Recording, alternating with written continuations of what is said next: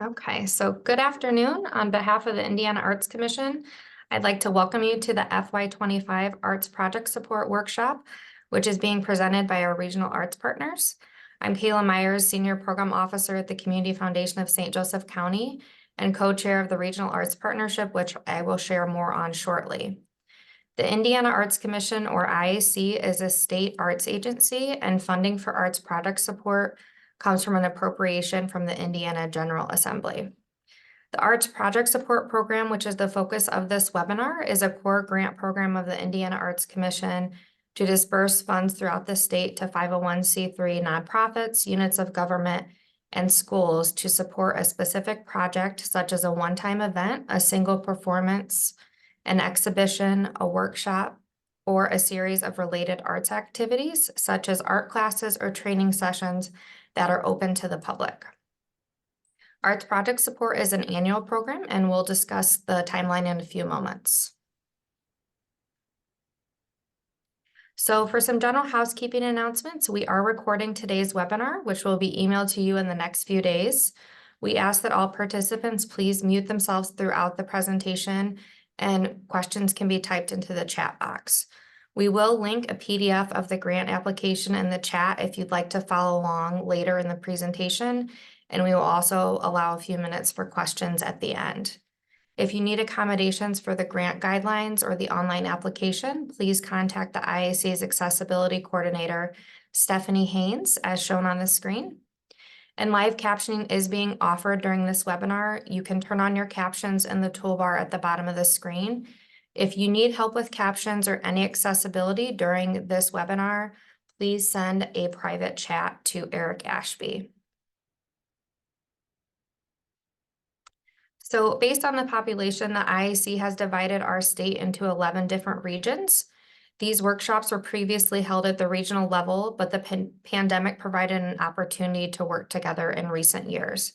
At the end of the presentation, we'll provide contact information for all the regional arts partners so that you can identify yours if you're not familiar. Again, I'm the partner for Region 2, and additional partners joining me today are Sherry Wright from Region 6, Ryan Shelton from Region 7, and Ann McKinn from Region 10. And then Eric Ashby from the IAC team will also be presenting the IAC's online grant system. So for today's agenda, again, we will be covering information about the FY25 Arts Project Support Grant Program. Specifically, we'll cover the program summary and timeline, the evaluation process, application information, and evaluation criteria. Then we'll also view the IAC's online grant application, and we'll go through some grant writing tips, and we'll finish up with grant recognition information and then allow some time for questions. So Arts Project Support, or APS grants, provide funding to Indiana 501c3 nonprofit organizations, units of government, and schools to support arts projects that occur during the grant period, which is July 1st, 2024 through June 30th of 25. Some examples of eligible projects include a one-time art event, a single performance, an exhibition, an educational workshop, or a series of related arts activities, such as art classes or training sessions that are open to the public, whether free or for a fee. This program provides grant awards of up to $4,000, and there is no match requirement. The maximum request amount was previously $5,000. However, with the new $4,000 maximum request amount, all grantees that are funded through this program will receive their full request amount in one payment at the beginning of the grant cycle. And just a friendly reminder, if you were or you are an FY24-25 Arts Organization Support, or AOS grantee, you are not eligible for Arts Project Support. Okay, so the timeline for FY25, the funding period, again, is for projects happening between the dates of July 1st, 24 and June 30th of 2025. The deadline to request a draft application review from your regional arts partner is February 23rd. And please note that priority for draft reviews will be given to first-time applicants. The application is due March 7th, 2024 at 11:59 p.m. Eastern. We, of course, suggest that you submit a few days early in case you have any questions. Grant panel reviews will take place between April 20th and May 4th. Your organization will be notified prior to panels with your specific panel date and time. It varies by region. And then award notification will be no later than June 24th of 2024, and this will be emailed through the IAC's online grant system. Then if your project is funded, grant agreements are typically processed between July and October. And the grant payment will be distributed typically between September and October of 24. Again, this will be the full request amount rather than in 2 installments like the past. And it does take approximately 3.5 months from the time of funding notification until after the recipient receives payment. And then the final grant report will be due July 11th of 2025. So if your organization is awarded funding, we did want to highlight a few requirements that you'll need to follow if awarded a grant. Payments must be made by direct deposit, and your organization must also follow the ADA and state and federal contracting requirements, monitor record retention and tax responsibilities, and ensure grant funds are used for eligible expenses only. And the full grant requirements are outlined in the guidelines as well as the grant agreements. So for the evaluation process, applications will be scored on a 100-point scale, as they have been in the past. The scores will be utilized as part of a funding formula that determines the allocation of grant awards. Applications must receive a score of 75 or higher to be considered for funding. And please note, due to funding constraints, information submitted in the application will be reviewed according to the following criteria: artistic quality for 20 points, artist benefit for 10 points, community engagement for 20 points, inclusion, diversity, equity, and access for 20 points, and then project management is the largest amount of points at 30. And the above criteria do have sub-bullet points within the application that you'll see. And then I'm now going to turn it over to Ann McKim to share more about the application. Thanks, Kayla. I did see that there is a question, and Kayla, just correct me, are we holding questions till the end, or do you want to? Yeah, if we can, holding them till the end. Okay. I was hoping you could confirm that you said that if we received the organization grant for 24-25, that we would not be eligible for the projects. Correct. Okay. Correct. Mhm. Right. All right. Thank you. Yes. All right.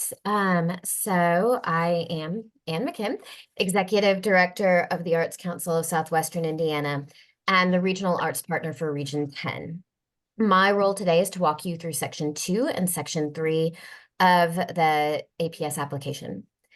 So beginning with Section 2, this section is simply a series of yes and no and short answer questions for your organization to complete relative to your 501c3 status, your grantee history. You'll have a brief description of your project and artistic discipline, start and end dates, and other basic information. There are no long answer narratives in this section of the application. It should also be noted that applicants need not be a 501c3 organization themselves. And by that, I mean you do not need to have legal nonprofit status. However, to be eligible for an APS grant, you must act as or function as a nonprofit and also have a 501c3 fiscal sponsor, which means a legally recognized not-for-profit organization has agreed to sponsor your arts project. This agreement must be documented in a memorandum of understanding between the applicant and the 501c3 organization. And if you're unsure of what an MOU is, there is a link for more with more details and examples in the APS application preview on the Arts Commission grant website. You can also always ask your rep if you need help with that as well. This is also the section where you'll upload your income and expense statement for your organization, unless it's a university or public entity. Please make sure it's for the entire fiscal year.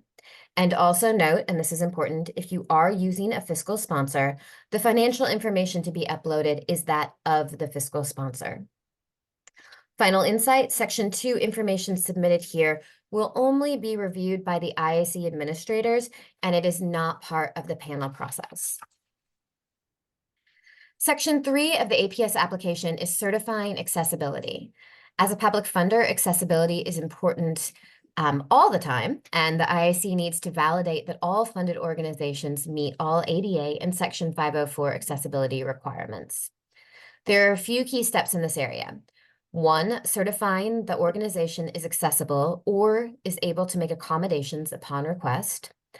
2, there's a narrative box to show how a participant or an attendee would request an accommodation from your organization if needed.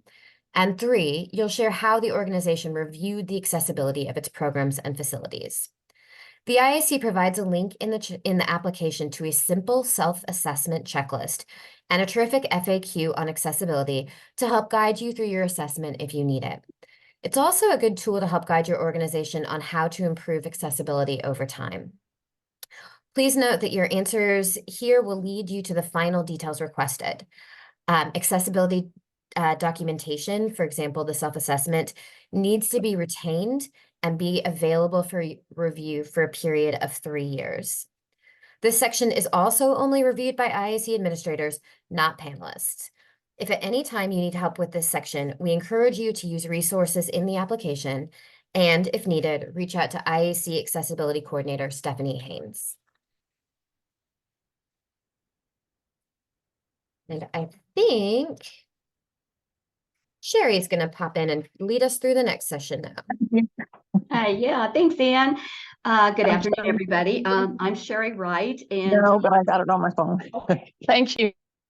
okay, I'm Sherry Wright. I'm Associate Director at Arts Liliana, and we are the regional partner for Region 6.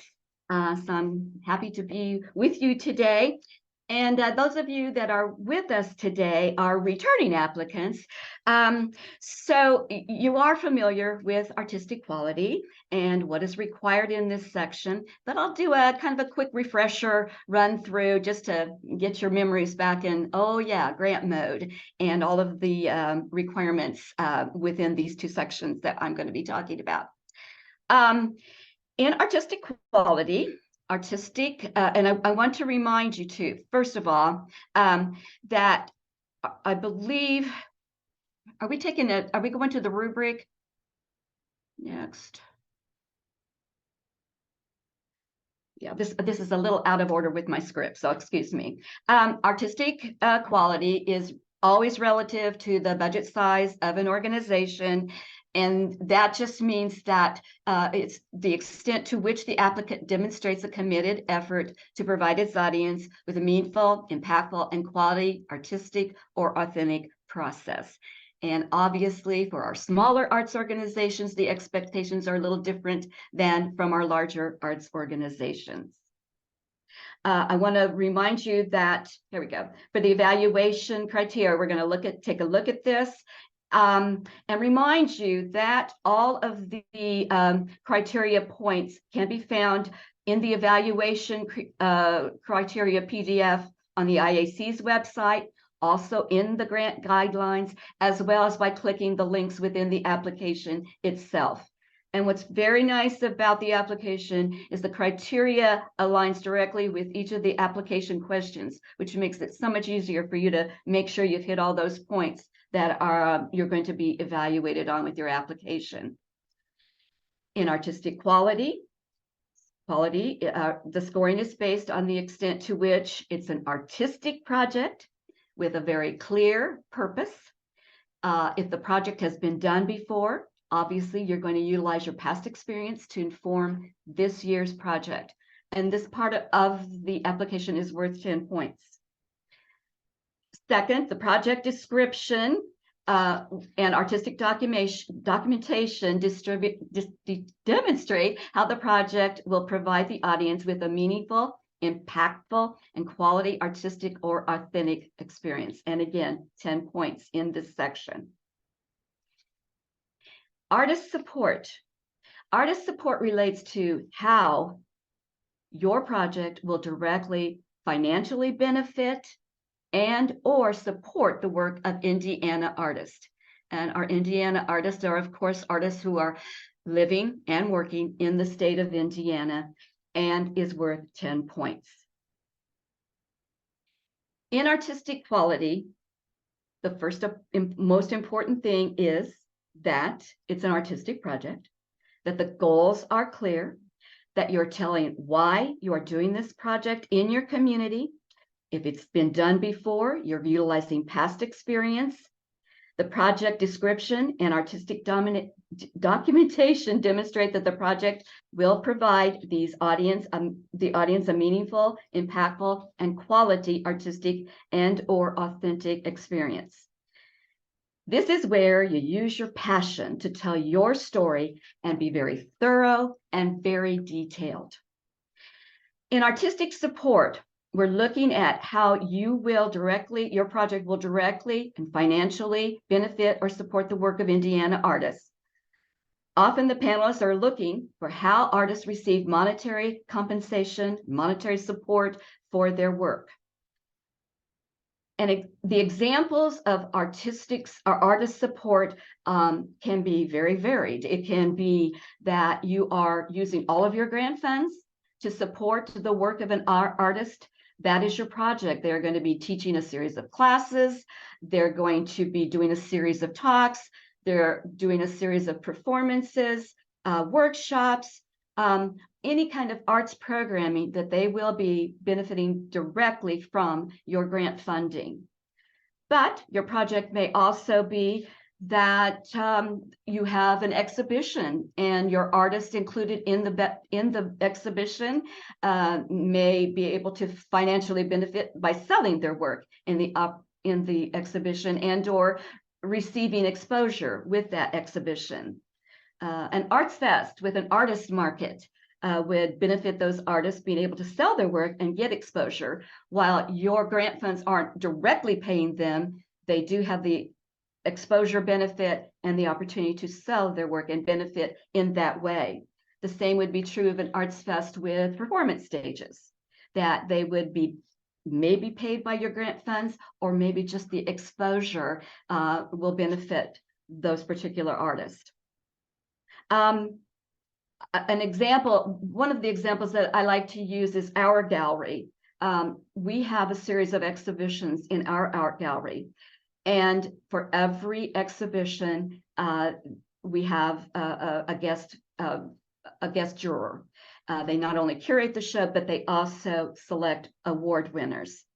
And while our arts organization would love to be able to pay them, we're a poor organization. And so what we offer up to our artists, our guest juror, is they get a solo show in our smaller arts gallery and also then benefit from the exposure and or being able to sell their work. So these are just a few examples of how artists may be directly financially supported through your grant funds or indirectly through exposure and or the opportunity for other financial gain. A reminder in your application when you're writing your narrative about your project that you need to be very specific. And remember that some of the panelists who will be reviewing your application may have no knowledge of your organization or the very fine work you do. So you need to be very specific and to the point, everything that you think that person may want to know about your project. And also be specific about including the specific numbers or dollars that relate to artists, as well as the documentation in the form of the documents or websites that show the quality of the artist involved. For artistic examples, and this is a little bit different this year, you've had the option to do both in past applications.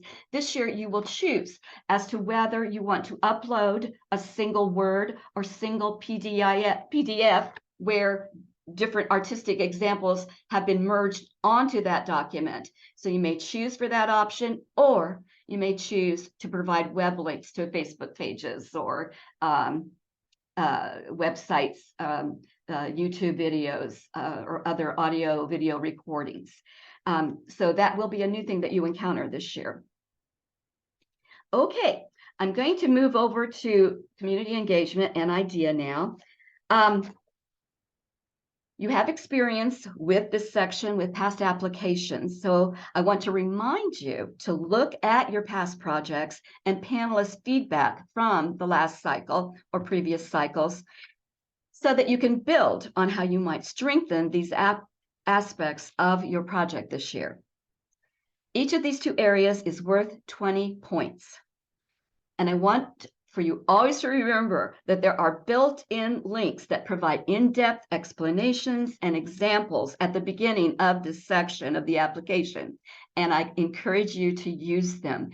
Sometimes you may think, oh, yeah, I know that. But when you go back and review what the Arts Commission is really looking for, then it may be very helpful to you as you do these particular narratives.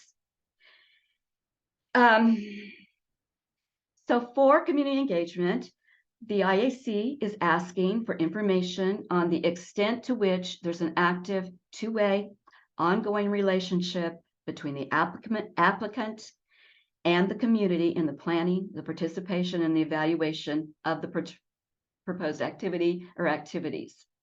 And then including intentional strategies for inclusion, diversity, equity, and access, our IDEA.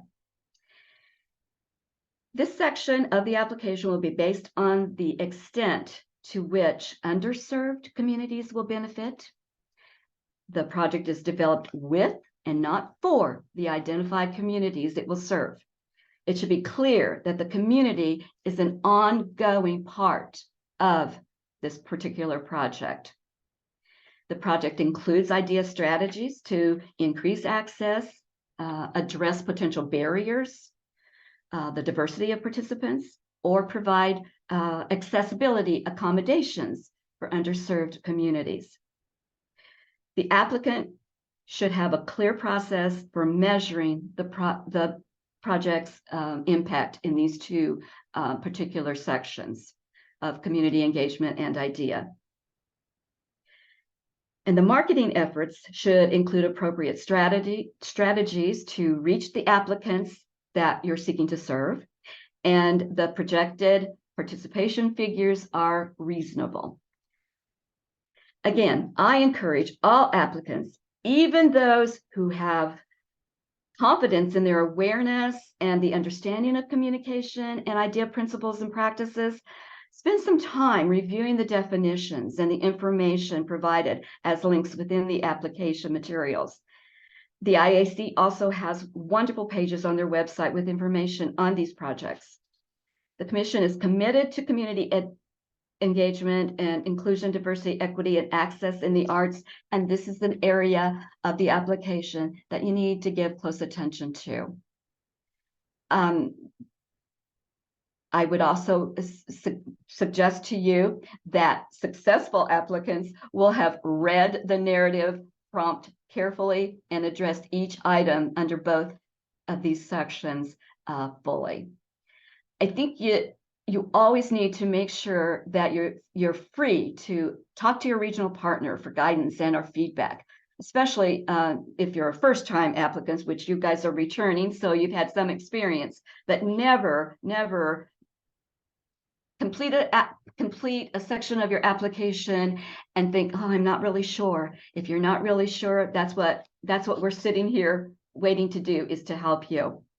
So right now, I think I will conclude this section and turn it over to Anne again to talk about project management and budget. Thank you. All right, I'm back. All right, this is obviously everyone's favorite section of the grant, project management and budget. This section is worth 30 points. And, sometimes people wonder why so many points here. Well, this is where our panelists evaluate the likelihood that the project is going to do what you say it's going to do, and that you are going to be able to execute it. So panelists will score to the extent to which you demonstrate the ability to successfully design and implement the project through effective planning, financial management, staffing, and evaluation. This section will be evaluated on the extent to which, 1, there is staffing to carry out the project, and the lead staff is appropriately experienced for the project. 2, there's an appropriate planning process and a reasonable timeline. And 3, the project budget is well considered and is also reasonable. Your first narrative question asks who will make the project happen. This is where you get to talk about your program staff and volunteers, explain their roles and their qualifications. In addition to a staffing overview, be sure you include the title, role, responsibilities, and relevant experience of the lead project manager. And it is okay if you don't have a paid staff person doing this work. Many of us work exclusively with volunteers or even with committees. Just make sure that you're talking about the credentials of the folks who are in charge. You'll also be asked to describe your timeline. This question is important for evaluation, but it is also a helpful tool for you to ensure that you have a very clear vision of the project from start to finish. Sometimes when I am writing grants and applying myself, this is a place where I can really step back and evaluate my planning process and make sure that I know that what I'm doing is going to make sense and is going to be accomplishable. Be sure that you include information on your community engagement strategies in this section, meaning that if you're going to have a focus group or to engage with stakeholders, this is where you can explain where this happens in your planning process. Please note that while the panelists are evaluating your organization based on this section, it is okay if you have to reschedule or shift timelines when you're actually implementing the project. We realize that small things can change.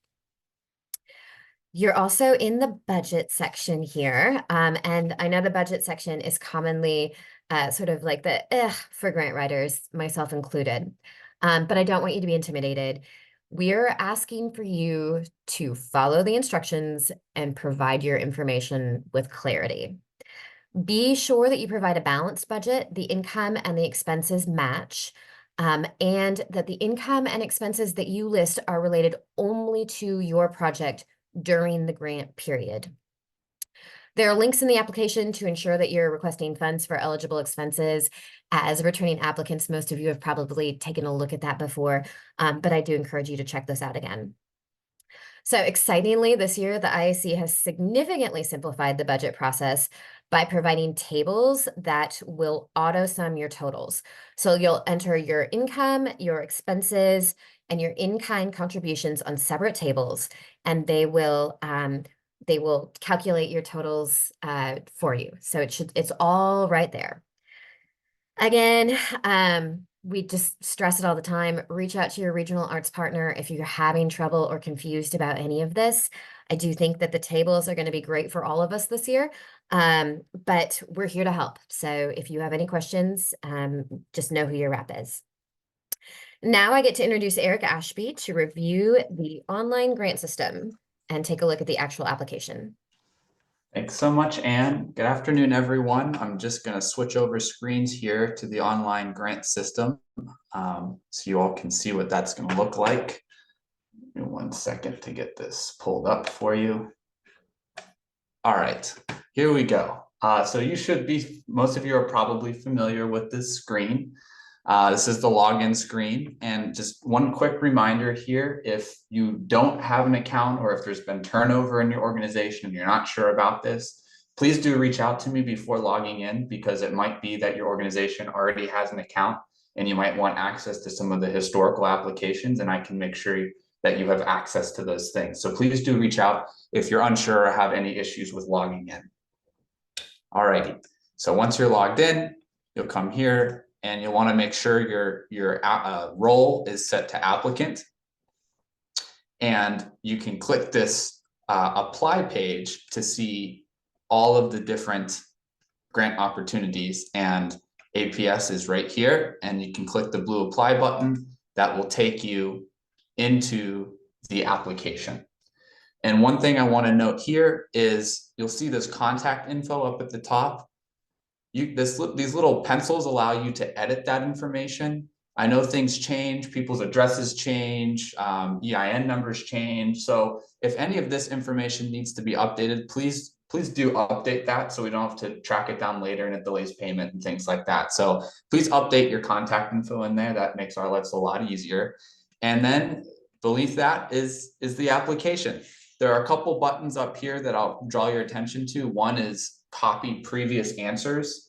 You can copy from the application last year if you were, since your previous applicants or awardees, it'll pull everything forward. One thing I will caution you with doing this year is because the request amount reduced from 5,000 to 4,000, that carries forward too. So please be sure to adjust that back down to 4,000 or whatever you're going to request this year so that the budget makes sense. And the other button I'll call your attention to is the collaborate button.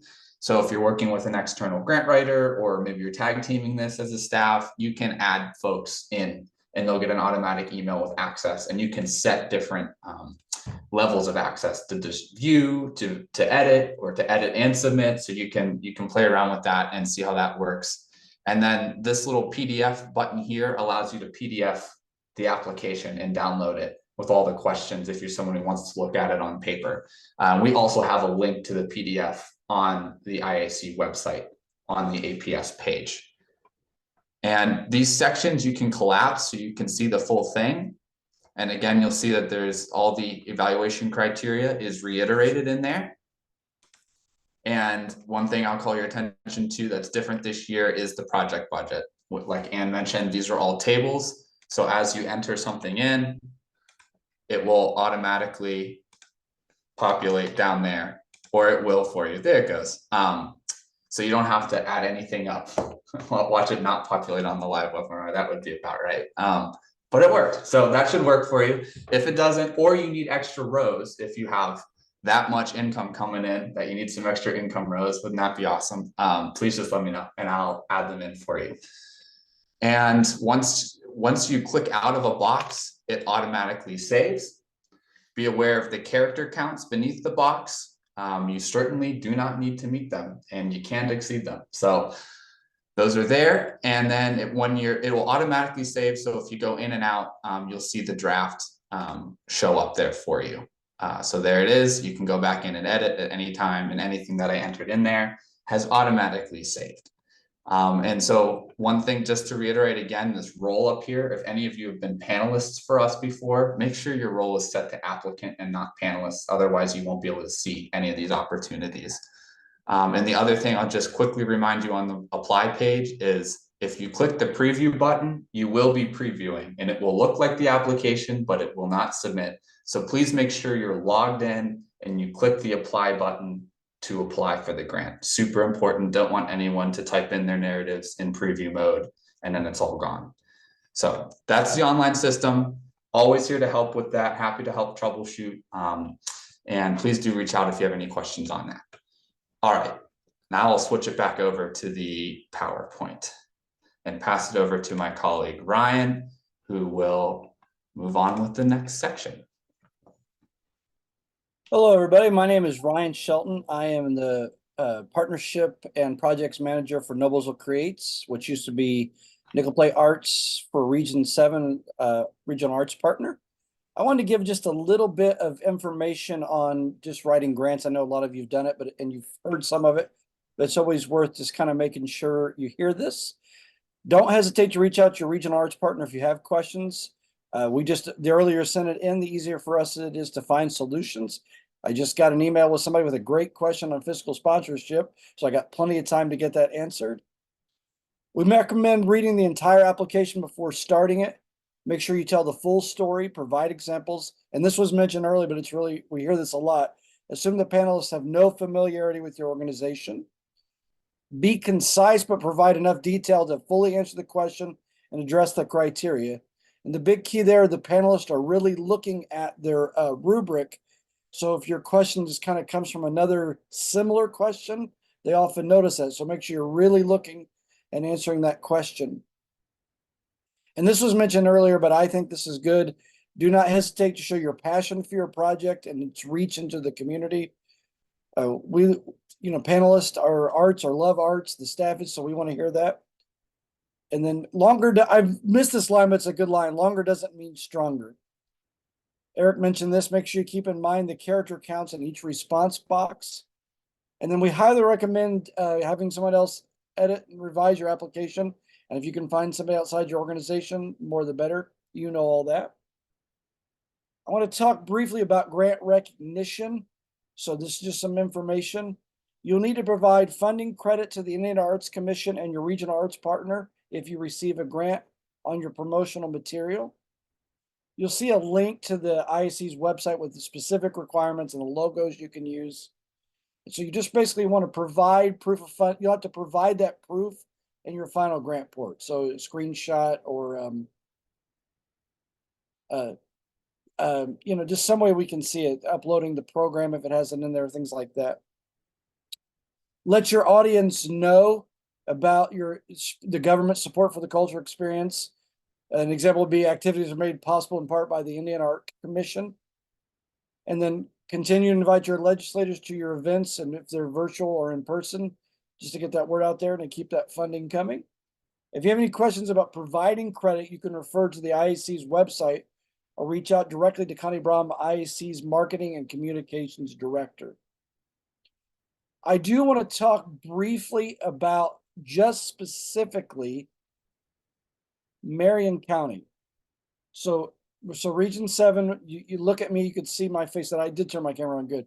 So I want to make sure this just applies to Marion County and Region 7. They have a specific requirement. It's included in the application. You can see it, but I highly recommend reviewing this part of the application. Ask any questions you need. So one of the IAC's funding priorities for the FY25 APS program is to increase access to art opportunities for Marion County residents with the least access. And I'm going to kind of read this a little bit just to make sure you hear it out loud. To be eligible for funding, applicant organizations in Marion County are required to direct their project to these individuals, inclusive of, but not limited to, veterans, individuals in high poverty areas, persons of color, individuals with disabilities, and those living in institutions, retirement, incarcerated.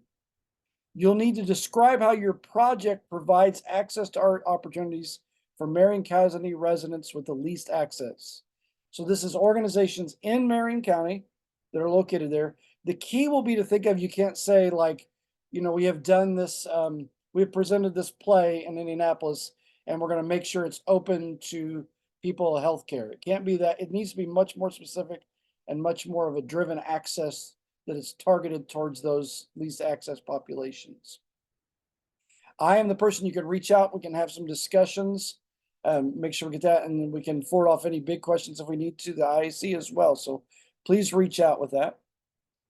You'll see on your screen before we move to QA, just some share for information who to reach out to. This information is also in the APS guidelines and the IAC website. But so you got each of these regions with their email addresses and their organizations. So those are the good people to reach out to. And I think we're ready for Q&A.